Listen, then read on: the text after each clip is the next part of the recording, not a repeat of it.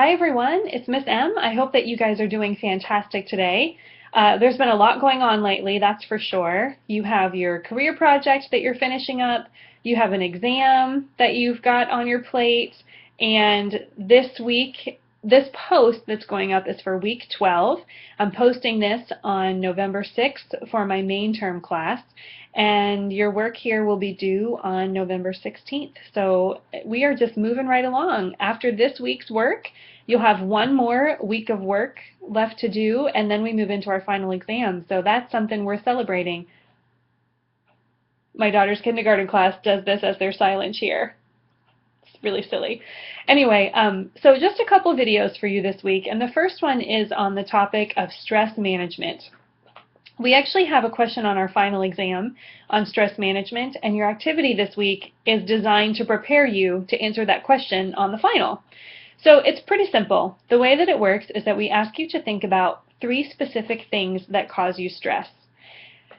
And those things can be your light bill, your 3-year-old, your history teacher, your car always breaking down, whatever it is, your roommate who plays loud music. You're just going to pick 3 different things that are causes of stress.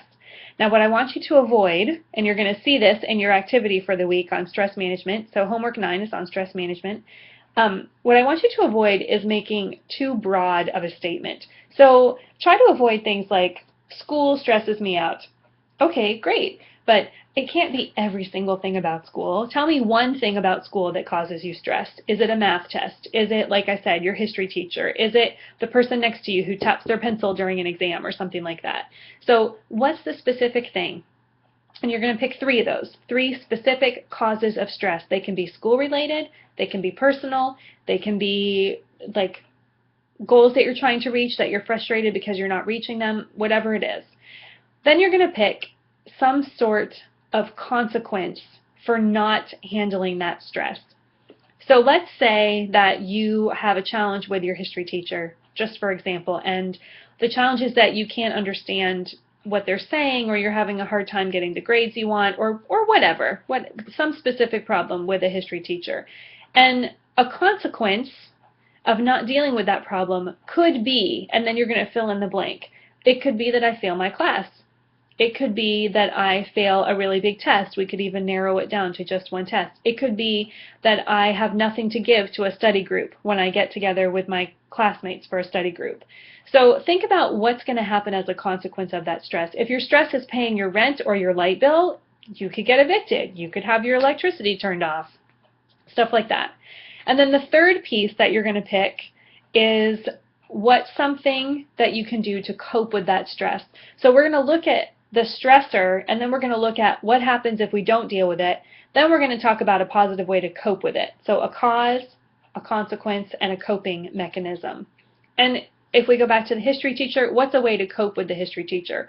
Well, one thing to do is obviously calm ourselves down, take some really deep breaths, and approach the history teacher and say, I'm having a really hard time understanding this question. I'm having a really hard time understanding this assignment. I'm having a hard time understanding the relationship between World War I and World War II, or whatever it is, and have a conversation. Often when our issues are with other people and something is causing us stress with another person, we just need to talk about it. If your cause of stress is your light bill or your rent, how are you going to cope with that? Are you going to ask your parents for money? Ask your grandma for money? Are you going to find a job? Are you going to get more hours at work? Are you going to make sure that instead of spending your money on I don't know what, but you're going to pay your rent first and then focus on whatever else you have left? So that's your job for the homework assignment number 9, is to think of 3 different causes, and then for each cause you're going to write a consequence and a way to cope with it in a positive manner.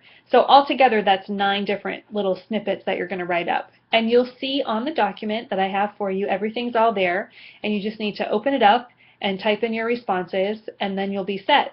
And the reason I ask you this again is that this is the exact question that you're going to be asked as part of your final exam. You're going to be asked to name 3 things that cause you stress, 3 consequences if you don't deal with them, and 3 ways to cope with those stressors. All right, I'm going to record one more video for you guys this week, and I'll see you there. Okay, bye.